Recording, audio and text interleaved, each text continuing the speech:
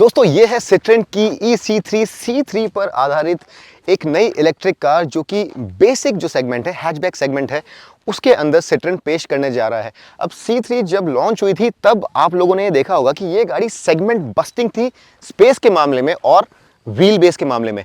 अब ये कोई कोइंसिडेंस नहीं था, शुरू से ही सिट्रोन इस गाड़ी को बोथ आइस और इलेक्ट्रिक प्लेटफॉर्म्स पर पेश करना चाह रहा था। तो अब पेश खिदमत है ये नई इलेक्ट्रिक कार जो कि बेसिक सेगमेंट में, और तो कोई गाड़ी यहाँ पर है नहीं मेरे ख्याल से, टियागो ईवी के साथ ही कॉम्पीट करेगी, ऑल्दो ये शायद उससे ज़रा महंगी हो। अब इसका बाहरी स्वरूप अगर आप देखेंगे तो ये पूरी तरह से सिट्रोन C3 आइस कार के जैसी है। कुछ माइनर चेंजेस हैं वो मैं आपको झटपट बता देता हूँ। ये जो कलर आप यहाँ पर देख रहे हैं, इस तरह से यहाँ पर 3 नए एक्सक्लूसिव कलर्स हैं और इसके साथ ही साथ और भी बहुत सारे परम्यूटेशंस और कॉम्बिनेशंस हैं। तो ये जो कलर आप देख रहे हैं white top with orange colour, इसका उलट आपने सिट्रोन C3 आइस में देखा होगा। ये सारे कलर्स मैं आपको बताने वाला हूं, तो कुछ एडिशनल कलर्स यहां पर आपको मिलेंगे। इसके अलावा यहां पर 3 पैक्स हैं, यानी कि विजुअल पैक्स हैं, जिसमें आपको ये वाइट, एक ग्रे और ऑरेंज हाइलाइट्स मिलेंगे। इसके अलावा एक और एलिगेंस पैक भी है जो कि डीलर्स जो हैं वो इसके अंदर डालेंगे। तो अगर आपको ये 3 कलर्स मैंने बताया ये मिल रहे हैं तो ये फैक्ट्री फिटेड होंगे, और एलिगेंस जो कलर है, क्रोम कलर है, वो डीलर्स आपको फिट करके देंगे। उसके बारे में भी मैं आपको और डिटेल में कुछ देर में बताता हूँ। तो विजुअली यहाँ पर सामने से कोई चेंज नहीं है, वही फेस है, वही DRLs हैं, वही हेडलैम्प्स हैं। यहाँ पर हेडलैम्प के अंदर किसी तरह का कोई LED एलिमेंट नहीं है, ये एक हैलोजन है विदाउट एनी प्रोजेक्टर। नीचे आपको फॉग लैंप ज़रूर मिलता है। जो डिफरेंस है वो आपको देखने के लिए मिलेगा।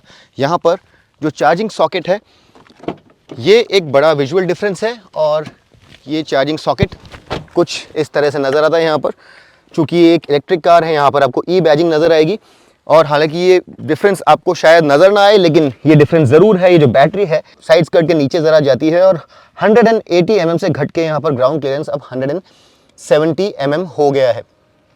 तो ये भी एक विजुअल डिफरेंस है। अगर आप टायर्स यहाँ पर देखेंगे तो व्हील्स आपको मिलेंगे 15 इंच और टायर्स मिलेंगे 190। वो अगेन साइड से भी सेम है। पीछे से यहाँ पर आपको E बैजिंग मिलेगी जैसे कि आपने साइड्स में देखी थी। तो ये भी एक और चेंज है। सरप्राइजिंगली लोगो अभी तक सिट्रोन का चेंज नहीं किया गया। सिट्रोन का जो ग्लोबल लोगो है वो चेंज हो गया है। आने वाले वक्त में शायद वो लोग इस लोगो को चेंज कर देंगे। अब 315 लीटर्स का बूट स्पेस यहाँ पर आपको मिलता है, जो कि डेफिनेटली इस सेगमेंट के हिसाब से काफ़ी ज़्यादा है। और जो खास बात है यहाँ पर वो ये है कि आपको एक प्रॉपर स्पेयर व्हील भी मिलता है। हालांकि ये पूरा फुल साइज नहीं है, 185 सेक्शन है, बट 15 इंच है, और 185 सेक्शन इस गाड़ी के लिए सफिशिएंट है। आप इसे नॉर्मल कार की तरह यूज़ कर पाएंगे। तो बहुत ही माइनर डिफरेंस है स्पेयर व्हील और जो रेगुलर व्हील है। और ये अपनी तरह की अकेली इलेक्ट्रिक कार है जिसमें आपको proper full size spare wheel मिलता है। ये आपको जनरली इस तरह की इलेक्ट्रिक कार्स में नहीं मिलेगा। सीट्स अगर 60-40 स्प्लिट होती तो ज़्यादा अच्छा होता, बट इंटीरियर मोर और लेस सिट्रोन C3 जैसा ही है और बहुत स्पेशियस है। तो ये जो बूट स्पेस है ये भी यहाँ पर काफ़ी ज़बरदस्त दिया गया है। चलिए इस गाड़ी को हम लोग अंदर से भी देख लेते हैं, और अंदर क्या क्या बदलाव किए गए हैं उसको भी एक नज़र हम लोग समझ लेते हैं। अंदर जाने से पहले आप इस चाबी को देख लीजिए। यहाँ पर लॉक और अनलॉक का बटन है, और इसे आपको इस तरह से अनलॉक करना पड़ेगा। अनलॉक आपको इसे चाबी से ही करना पड़ेगा। आपको कीलेस एंट्री यहाँ पर नहीं मिलती है, और ये अनलॉक मैनुअल भी आपको जो रिमोट अनलॉक है ये हायर फील वेरिएंट में मिलेगा। अब मैं कुछ मिसिंग फीचर्स यहाँ पे आपको बता देता हूँ जिसके बारे में मैंने पहले भी शिकायत की थी। यहाँ पर जो मिरर्स हैं ये अभी भी मैनुअल हैं, इलेक्ट्रिक नहीं है, और पीछे आपको रियर वॉश वाइप और डीफॉगर नहीं मिलता है, जो कि मेरे ख्याल से ज़रूरी है। तो ये भी एक मिसिंग फीचर है। साथ ही साथ यहाँ पर आपको रिवर्स कैमरा नहीं मिलता है, जो कि अगेन एक मिसिंग फीचर है। बट यहाँ पे सिट्रोन का कहना है कि वो लोग बहुत ध्यान से सुन रहे हैं कि ये कंप्लेंट है, और वो बहुत जल्द इसे रिजॉल्व करने वाले हैं। आने वाले वक्त में बहुत जल्द ये सारे फीचर्स आपको इस गाड़ी पर नज़र आ जाएंगे। चलिए अब हम लोग इस गाड़ी के अंदर चलते हैं और देखते हैं कि अंदर क्या क्या फीचर्स हैं। देखिए यहाँ पर लाइफ और फील 2 वेरिएंट्स हैं। इन दोनों वेरिएंट्स में क्या क्या फ़र्क है ये सब मैं आपको इस वीडियो के अंत में बता दूंगा। लेकिन पहले हम लोग देखते हैं कि अंदर किस तरह के features top of the line variant के अंदर दिए गए हैं। अब जैसा मैंने पहले भी आपको बताया अपने C3 के रिव्यू में कि यहाँ पर स्पेस की कोई कमी नहीं है। बड़ा डोर पैनल के अंदर आपको स्पेस मिलता है, बड़ी बॉटल यहाँ पे आ सकती है, और एक बड़ी हास्यास्पद बात जो है वो ये है कि यहाँ पर हालांकि आपको पावर्ड मिरर्स नहीं दिए गए हैं, लेकिन सारे जो विंडोज़ हैं ये 1 टच डाउन है। तो ये एक बड़ी ही फ़नी चीज़ यहाँ पर दी गई है। देखिए विंडो के जो बटन है पीछे वाली विंडोज़ के आपको बीच में मिलते हैं, लेकिन वो भी वन टच डाउन है, तो ये फीचर ना दे करके मेरे ख्याल से पावर्ड जो मिरर्स हैं ये दिए जा सकते थे। यहाँ पर आपको पुश बटन स्टार्ट नहीं मिलता है, तो आपको चाबी ही यूज़ करनी पड़ती है गाड़ी को प्राइम करने के लिए। और यहाँ पर जो सारे बटन हैं इन्हें भी हम लोग एक बार देख लेते हैं। ये आपका जो विंडोज़ का लॉक है वो है, फॉग लैम्प के लिए बटन यहाँ पर दिया गया है। एक और जो खास चीज़ है यहाँ पर वो ये है कि इसकी एंट्री आइडियल है, बहुत नीची नहीं है, बहुत ज़्यादा ऊंची नहीं है, और सीट्स जो हैं ये भी बहुत प्लश हैं। चलिए अब इसके इंस्ट्रूमेंट कंसोल और इंफोटेनमेंट को हम लोग देखते हैं। अब देखिए ये जो कैबिन है ये बहुत ज़्यादा हाई क्वालिटी मटेरियल से नहीं बना है, लेकिन बहुत ही टेस्टफुली डिज़ाइन है, देखने में काफ़ी अच्छा लगता है। और ये जो पार्ट आप देख रहे हैं ये आप ग्रे या ऑरेंज कलर में से चूज़ कर सकते हैं। तो ये जो कैबिन है आप 2 कलर्स में ले सकते हैं। उसके अलावा जैसा हमने C3 में देखा था, जो नॉब्स वगैरह हैं इनकी क्वालिटी बहुत अच्छी है। ये बहुत सॉलिड बने हुए हैं, ऐसा लगता है बहुत ज़्यादा वक्त के लिए बनाए गए हैं, लास्ट करेंगे। जो जनरली कुछ और कार्स में जनरली आपको ऐसा लगता है कि जो प्लास्टिक क्वालिटी है बहुत अच्छी नहीं है, फिट फिनिश अच्छी नहीं है, वैसा कुछ यहाँ पर नहीं है। ये 10 इंच की जो स्क्रीन है ये भी खास है, क्योंकि यहाँ पर आपको एंड्रॉयड ऑटो और एप्पल कारप्ले वायरलेस मिलता है, जो आपको जनरली इस सेगमेंट में और किसी कार में नहीं मिलेगा। इंस्ट्रूमेंट कंसोल डेफिनेटली यहाँ पर बेटर हो सकता था। और जैसा कि आप यहाँ पे देख रहे हैं, आपको एक ट्रिप मीटर, दूसरा ट्रिप मीटर, चार्ज का रिमेनिंग परसेंटेज, रिमेनिंग रेंज, और उसके साथ ही एक ऑडो मिलता है। यहाँ पर ये बैटरी वाला साइन मिलेगा आपको, जिससे कि आपको पता चलेगा कि बैटरी में चार्ज कितना बाकी बचा है। आपने ड्राइव में मोड कौन सा एंगेज कर रखा है वो भी आपको यहाँ से नज़र आएगा, और इसके साथ ही साथ यहाँ पर आपको स्पीड नज़र आएगी। मैं आपको टेल टेल लाइट्स भी सारी दिखा देता हूँ एक बार, ये देखिए। और जैसा मैंने आपको बताया यहाँ पर पुश बटन नहीं है, आपको एक की ही इंसर्ट करके ट्विस्ट करनी होती है to put the car in drive ready mode. Space बहुत सारा है यहाँ पर, मैंने C3 के रिव्यू में भी कहा था कि बहुत ज़्यादा स्पेस है इस गाड़ी के अंदर, और कंफर्ट और कन्वीनियंस के लिहाज से यहाँ पर किसी तरह की शिकायत करने का कोई मौका आपको नहीं मिलेगा। 2 लेयर स्टोरेज कभी होल्स है, यहाँ पर आप अपना सेलफोन रख सकते हैं। यहाँ पर भी बहुत सारा स्पेस है, 2 कप होल्डर्स और कुछ additional space, mechanical hand brake है यहाँ पर। और सीट्स जो हैं ये बहुत ही प्लश, बहुत ही कंफर्टेबल। हालांकि एडजस्टेबल हेडरेस्ट यहाँ पर नहीं है, लेकिन सीट्स बहुत ही प्लश हैं। आपको अच्छा थाई सपोर्ट मिलता है, ठीक ठाक बोल्स्टरिंग भी मिलती है। तो ओवरऑल यहाँ पर आपको कंफर्ट की कोई कमी महसूस नहीं होगी। अब जैसा मैंने आपको बताया कुछ फीचर्स यहाँ पे मिसिंग हैं। ORVM यहाँ पर आपको मैनुअल मिलता है, ऑटो डिमिंग नहीं मिलता है। और जैसा कि हमने C3 में भी देखा था, यहाँ पर एक वैनिटी मिरर आपको नज़र आएगा। क्रूज़ कंट्रोल यहाँ पर आपको नहीं मिलेगा, तो ये भी एक फीचर ऐसी है जो यहाँ पर हो सकती थी। ओवरऑल ये एक बेसिक सेगमेंट की गाड़ी है, तो इलेक्ट्रिक मिरर्स और रियर व्यू कैमरा यहाँ पर एज एन ऑप्शन भी होता तो I would have been happy. ये 2 ऐसी चीज़ें हैं along with rear wash and wipe जिनके बारे में मैं शिकायत करना चाहता हूँ। बट अदरवाइज़ बहुत ही वेल फिनिश्ड कैबिन है। बहुत ज़्यादा हाई क्वालिटी नहीं है, ये गाड़ी प्रीमियम कार नहीं है, लेकिन जो चीज़ें यहाँ पे की गई हैं वो जैसा कि हमने C3 में देखा था बहुत अच्छे से की गई हैं और बहुत टेस्टफुली की गई है। एक प्रॉपर इंटरनेशनल वेल फिनिश्ड गाड़ी का लुक यहाँ पर आपको अंदर से मिलेगा। अब देखिए C3 की तरह यहाँ पर भी जो एंट्री है बहुत इजी है, आइडियल सीट हाइट है, लेकिन यहाँ पर एक डिफरेंस है और वो ये है कि नीचे बैटरी होने के कारण जो फ्लोर लेवल है ये लगभग 70 mm यानी 7 सेंटीमीटर ऊपर आ गया है। और ये सीट्स वैसी ही हैं, आपका हेडरूम जो है वो पहले जितना ही है, लेकिन अब यहाँ पर प्रॉब्लम ये हो गया है कि सीट्स जो है उसमें और आपके फीट के अंदर जो डिफरेंस है, जो गैप है, वो ज़रा कम होने के कारण आपके नीज़ ज़रा ऊपर की तरफ पॉइंट करते हैं, तो थाई सपोर्ट जो है वो ज़रा कम हो गया है। नी रूम उतना ही है, लेग रूम वहाँ पर उतना ही है और हेड रूम भी उतना ही है, क्योंकि सीट की हाइट उतनी है लेकिन फ्लोर ऊपर आने के कारण अब जो थाई सपोर्ट है ये यहाँ पर आपको C3 से ज़रा कम मिलेगा। ये सीट्स अनकंफर्टेबल हैं ऐसा नहीं कह रहा हूँ मैं, लेकिन जो एक आइडियल सिचुएशन होती है एनाटॉमिकली करेक्ट, वो यहाँ पर अब आपको नहीं मिलती है। तो आपको पैर ज़रा ऊपर की ओर रखने होंगे और आपकी लंबाई जितनी है उसी हिसाब से आपके पैर जो है, ये घुटने जो हैं ये ज़रा ऊपर की ओर जाएंगे, तो थाई सपोर्ट आपको सफिशिएंट नहीं मिलेगा। यहाँ पर सीट्स जो है ये भी 60-40 स्प्लिट नहीं है, आइसोफिक्स चाइल्ड सीट माउंट्स आपको नहीं मिलते हैं, हेडरेस्ट भी यहाँ पर एडजस्टेबल नहीं है। बट ओवरऑल जो विड्थ है इस गाड़ी की वो इसकी हाईलाइट है और इस सेगमेंट में इससे ज़्यादा वाइड गाड़ी आपको नहीं मिलेगी। 3 लोग आप पीछे बड़े आराम से बैठ सकते हैं और ये इस गाड़ी की ख़ास बात है। यहाँ पर पीछे रियर AC वेंट नहीं दिया गया है, 2 USB सॉकेट्स हैं और एक कप होल्डर है, लेकिन AC इस गाड़ी का बहुत स्ट्रॉन्ग है और आज इस गर्मी में भी केवल फर्स्ट ब्लोअर पॉइंट पे भी ये गाड़ी इस केबिन को बहुत ही तेज़ी से ठंडा कर रही थी। सस्पेंशन बहुत कंफर्टेबल है, तो अगर आपको पीछे बैठना है, 3 लोगों के साथ चलना है, स्पेस चाहिए, भले ही बूट स्पेस हो या फिर बैक सीट स्पेस हो, तो उस लिहाज से ये गाड़ी बहुत अच्छी है। दोस्तों अभी मैं चला रहा हूँ सिट्रन की EC3 इलेक्ट्रिक कार, और यहाँ पर जो पावर आउटपुट है ये है 57 PS, टॉर्क है 143 न्यूटन मीटर्स। अब ये पावर आउटपुट अगर आप देखेंगे और टियागो ईवी के साथ कंपेयर करेंगे तो शायद आपको ज़रा कम लगे, वहाँ पर 74 PS है, यहाँ पर टॉर्क ज़्यादा है, लेकिन इसे कुछ वक्त चलाने के बाद मैं आपको ये डेफिनेटली कह सकता हूँ कि ये कार किसी भी एंगल से स्लो नहीं लगती है। यहाँ पर टॉर्क बहुत ज़बरदस्त है और इसका एक्सेलरेशन काफ़ी ब्रिस्क है। जैसा आप देख रहे हैं अभी मैं ऑलमोस्ट 95 के आसपास चला रहा हूँ, और इसकी जो टॉप स्पीड है यह है 107 किलोमीटर्स पर आवर, और मुझे लगता है कि जानबूझ करके इलेक्ट्रॉनिकली लिमिटेड की गई है। ये देखिए अभी मैं कुछ ही पलों में 107 पहुँच जाऊँगा, और वहाँ जाकर के ये जो गाड़ी है ये स्टेबल हो जाएगी, 107 से ज़्यादा नहीं जाएगी। तो डिस्चार्ज रेट को कम रखने के लिए, ताकि जो बैटरी है उसकी रेंज ज़्यादा मिले, इसके लिए इसकी टॉप स्पीड को लिमिटेड रखा गया है। और फॉर ऑल प्रैक्टिकल पर्पसेस, हर दिन की ज़रूरतों के हिसाब से अगर आप एक एवरीडे कार चाहते हैं तो मुझे इसका एक्सेलरेशन किसी भी तरह से कम नहीं लगा।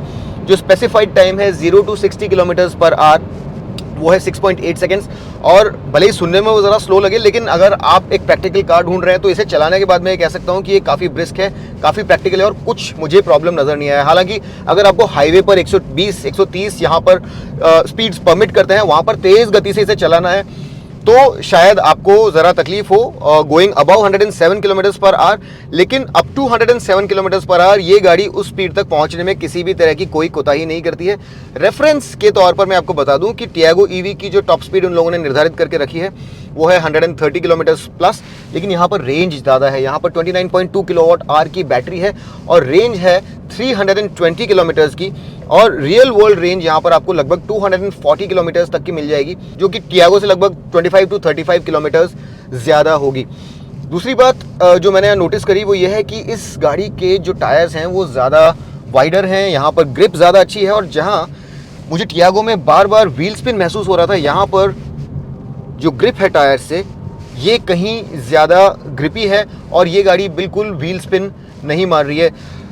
C3 जो अपने स्टैंडर्ड आइस फॉर्मेट में पेश करी गई थी वहाँ पर बहुत ही कंफर्टेबल सस्पेंशन था उसका, और यहाँ पर भी हालांकि वेट यहाँ पर लगभग 200, वो देखिए सामने एक मोंगूस जा रहा है तो हमें ज़रा ध्यान रखना पड़ेगा, तो वेट यहाँ पर लगभग 280 kg ज़्यादा है स्टैंडर्ड EC3 से, और उसके लिए सस्पेंशन को ट्यून भी किया गया है, और वेट आप कहीं ना कहीं ज़रा महसूस कर सकते हैं। जो गाड़ी है उसके सस्पेंशन पे आपको वेट ज़रा महसूस हो रहा है, लेकिन स्टीयरिंग जो है ये अभी भी पहले की ही तरह ज़रा इनर्ट है। यहाँ पर जो फील होता है स्टीयरिंग से, जो डायरेक्ट कनेक्टेड फील है वो C3 में भी ज़रा नज़र आता था और यहाँ पर भी नज़र आता है। हालांकि ये गाड़ी अपने आप को पोजीशन बहुत अच्छे से करती है रोड पर, और जो ग्रिप है, स्टेबिलिटी है इस गाड़ी की, ये देखिए मैं अभी इस कॉर्नर पर बड़े आराम से लगभग 90-95 की स्पीड पर कॉर्नर ले रहा हूँ, तो किसी तरह की कोई प्रॉब्लम नहीं है। हालांकि इसे पोजीशन करना ज़रा डिफ़िकल्ट होता है क्योंकि इसका जो स्टीयरिंग है ये बहुत ही ज़्यादा डायरेक्ट और कनेक्टेड नहीं है, तो वो जो कनेक्टेड फील है स्टीयरिंग में वो ज़रा मिसिंग है। लेकिन सस्पेंशन, हालांकि यहाँ पर अगर आप देखेंगे तो ये बहुत ही वेल लेड आउट सरफेस है, यहाँ पर किसी तरह के कोई अंडुलेशंस नहीं है, खड्डे नहीं है, लेकिन अपने अनुभव के आधार पर जो छोटे मोटे यहाँ पर अंडुलेशंस है उस पर मैंने देखा, और जो स्टीयरिंग से जो मुझे फीडबैक मिल रहा है, जो मैं seat of the pants experience आपके साथ शेयर कर सकता हूँ, ये जो सस्पेंशन है ये अभी भी बिल्कुल कंफर्ट की तरफ ओरिएंटेड है, बहुत फर्म या बहुत ज़्यादा स्पोर्टी सस्पेंशन नहीं है, और इन रियल वर्ल्ड कंडीशंस आपको ये गाड़ी बिल्कुल कंफर्टेबल रखेगी, आपको किसी तरह की कोई प्रॉब्लम नहीं होगी। तो ये अभी भी पहले की तरह कंफर्टेबल है। हालांकि जो सस्पेंशन है इसे अब ज़रा ट्यून किया गया है क्योंकि गाड़ी पर जो भार है ये काफ़ी ज़्यादा बढ़ गया है, 280 kg का जो इंक्रीमेंट है काफ़ी ज़्यादा होता है, और उसके कारण अब ज़रा डिफरेंट फील आपको महसूस होगा as compare to EC3। Steering पे भार भी मामूली तौर पर आपको ज़्यादा लगेगा, ऐसा लगेगा कि स्टीयरिंग ज़रा और भारी है, लेकिन तब भी ये इनर्ट है। अच्छा, यहाँ पर आपको ये इको मोड मिलता है, और ये इको मोड जो है इसमें आप अगर जाएंगे तो रेंज आपकी ज़रा बढ़ जाती है। अब देखिए यहाँ पर 41.5% चार्ज अभी दिखा रहा है और रेंज 75 किलोमीटर की दिखा रहा है।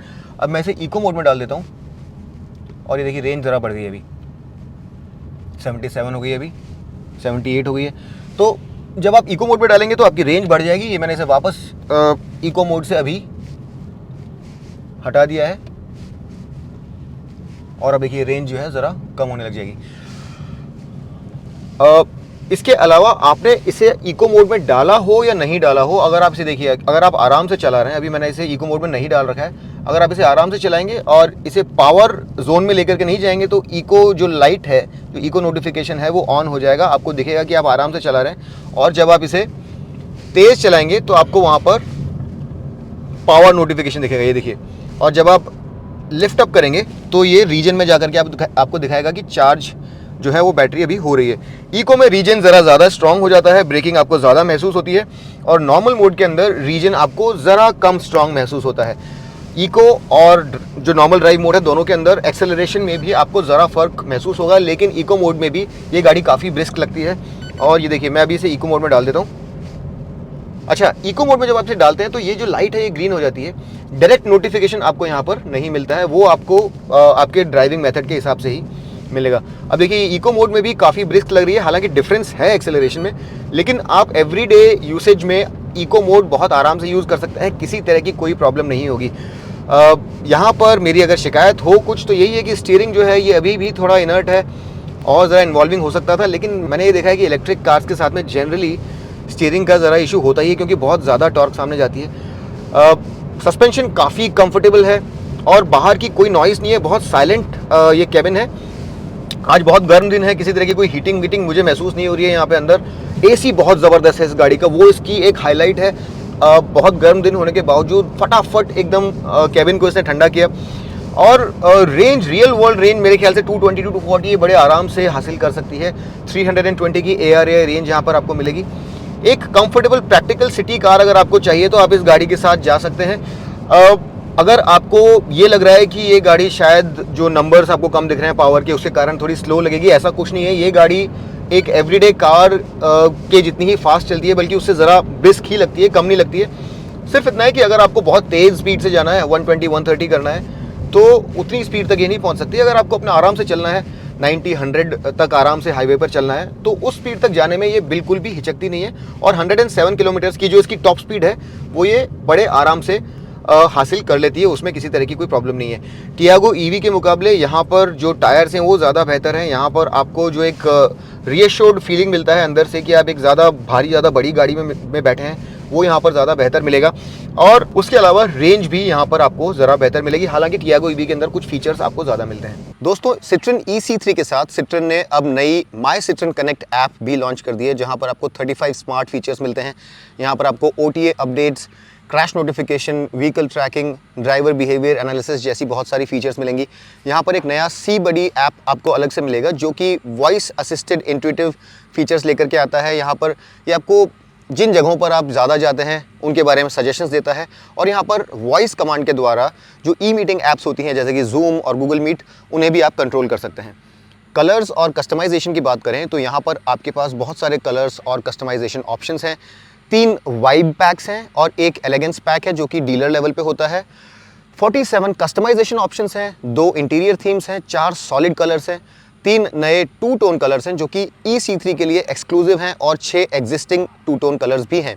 यहाँ पर 70 से भी ज़्यादा एक्सेसरीज आपके पास अवेलेबल हैं। एक और बड़ा सवाल जो आप में से कई लोग पूछते हैं वो ये है कि चूंकि ये बैटरी लिक्विड कूल नहीं है तो क्या यहाँ पर कुछ प्रॉब्लम होगा। अब देखिए, स्टेलेंटिस एक ग्लोबल मैन्युफैक्चरर है और वो लोग इस तरह की गलती कभी नहीं करेंगे कि कोई बैटरी जो रिलायबल नहीं हो उसे आपकी गाड़ी में डालें। इस गाड़ी की टेस्टिंग -10 डिग्री से लेकर के 55 डिग्री सेल्सियस तक हुई है। इसमें नेल पेनिट्रेशन यानी कि कील चुभा करके जो एक्सट्रीम टेस्ट होता है उसका भी टेस्ट किया गया है, और ये बैटरी बहुत रिलायबल है। चेन्नई के वेदर में हमें किसी तरह की कोई प्रॉब्लम नहीं हुई, किसी तरह की हीट मैनेजमेंट इशू का सामना हमें नहीं करना पड़ा। एक और बड़ी चीज़ जो इस गाड़ी के साथ है वो ये है कि इसे आप बार बार फास्ट चार्जर पे फुल DC साइकिल पर चार्ज कर सकते हैं। दूसरी गाड़ियों में आपको बीच बीच में स्लो चार्जिंग भी करनी पड़ती है, तो ये एक बड़ा एडवांटेज है। ये अपनी तरह की अकेली गाड़ी है जहाँ पर ये फीचर उपलब्ध है। और B2B सेगमेंट में जहाँ पर डाउन टाइम यानी कि गाड़ी रुकी हुई है, जहाँ पर चार्जिंग के लिए टाइम वेस्ट हो रहा है, उस संदर्भ में ये एक बहुत बड़ा एडवांटेज है, क्योंकि वहाँ पर आप अगर आप एक कमर्शियल फ्लीट ऑपरेटर हैं तो आप अपनी गाड़ी को लगातार चालू रख सकते हैं। सिर्फ 1 घंटे की चार्जिंग से आपकी गाड़ी वापस चार्ज हो जाएगी और आप बार बार गाड़ी को लगातार तेजी से चार्ज कर सकते हैं। वारंटी के बारे में भी आप लोग जानना चाहते होंगे। B2C सेगमेंट में बैटरी पर 7 साल 1,40,000 किलोमीटर की वारंटी है, मोटर पर 5 साल और 1 लाख किलोमीटर की वारंटी है।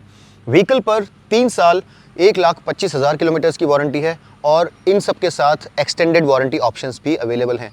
B2B सेगमेंट के लिए दूसरी ऑप्शंस होंगी जो कि कस्टमाइजेबल होंगी। गाड़ी की बुकिंग्स 22 जनवरी से चालू हो चुकी हैं और फरवरी में ये गाड़ी डिलीवर हो जाएगी। अब दोस्तों, चूंकि इस गाड़ी के टेस्ट ड्राइव के वक्त इस गाड़ी की कीमत हमें बताई नहीं गई है, तो वो मैं आपके साथ शेयर नहीं कर सकता हूँ। लेकिन अगर मैं कुछ पर्सपेक्टिव के साथ देखूं यहाँ पर और इसे टियागो ईवी के साथ कंपेयर करूँ, तो मेरे ख्याल से इस गाड़ी की कीमत 10 से 13 लाख रुपए के बीच में होनी चाहिए, दोनों वेरिएंट्स मिला करके। और उस कीमत पर ये गाड़ी बहुत अच्छा वैल्यू फॉर मनी प्रोपोजिशन है। यहाँ पर रेंज आपको ज़्यादा बेहतर मिलती है, ज़्यादा बड़ी गाड़ी है, काफ़ी स्पेशियस है। और मैंने देखा है कि अगर आप 1 या 1.5 साल पीछे जाएंगे तो गाड़ियाँ जो थी, इलेक्ट्रिक कार्स काफ़ी महंगी थी। एवरीडे बायर उसे नहीं खरीद पा रहा था, क्योंकि जो एक टिपिकल बायर होता है 1.2 लीटर पेट्रोल वाली हैचबैक खरीदता है, उसके मुकाबले वो गाड़ियाँ काफ़ी महंगी थी। लेकिन वो जो गैप है अब धीरे धीरे कम होता जा रहा है और इस तरह की गाड़ियाँ टियागो ईवी के साथ इलेक्ट्रिक कार्स को डेमोक्रेटाइज़ कर देंगी, ज़्यादा इकोनॉमिकल, ज़्यादा अफोर्डेबल बना देगी और ज़्यादा से ज़्यादा ये गाड़ियाँ अब बाज़ार में दिखने लगेंगी। ये गाड़ी अगर एक अच्छी कीमत पर लॉन्च होती है तो आप डेफिनेटली इसे कंसिडर कर सकते हैं। काफ़ी प्रैक्टिकल है, अंदर स्पेस काफ़ी है, कंफर्टेबल है, वेल बिल्ट है, कुछ फीचर्स मिसिंग है, लेकिन तो भी ये एक अच्छा वैल्यू फॉर मनी प्रोपोजिशन है और over a long period of time आपको काफ़ी बचत भी करा करके देगी। मैं उम्मीद करता हूँ कि इस वीडियो के द्वारा आपके सारे सवालों के जवाब मैं दे पाया, लेकिन फिर भी अगर कोई सवाल रह गए तो उन्हें कमेंट सेक्शन में डाल दीजिए। मैं कोशिश करूँगा कि आपके सारे सवालों के जवाब मैं पर्सनली दूँ। अगर आपको इस तरह के लॉन्ग फॉर्मेट इन्फॉर्मेटिव वीडियोस ज़्यादा अच्छे लगते हैं और जो कचरा आजकल सोशल मीडिया पर चल रहा है उसे आप अवॉइड करना चाहते हैं, तो कृपया अपना प्यार हमें दिखाइए, बिकॉज हम बहुत मेहनत करते हैं डिटेल्ड इन्फॉर्मेटिव वीडियोस बनाने के लिए। लाइक कीजिए, सब्सक्राइब कीजिए, अपने दोस्तों के साथ ज़रूर शेयर कीजिए। अगली बार तक के लिए मैं आपका दोस्त अमित आपसे विदा लेता हूँ। तब तक के लिए अलविदा।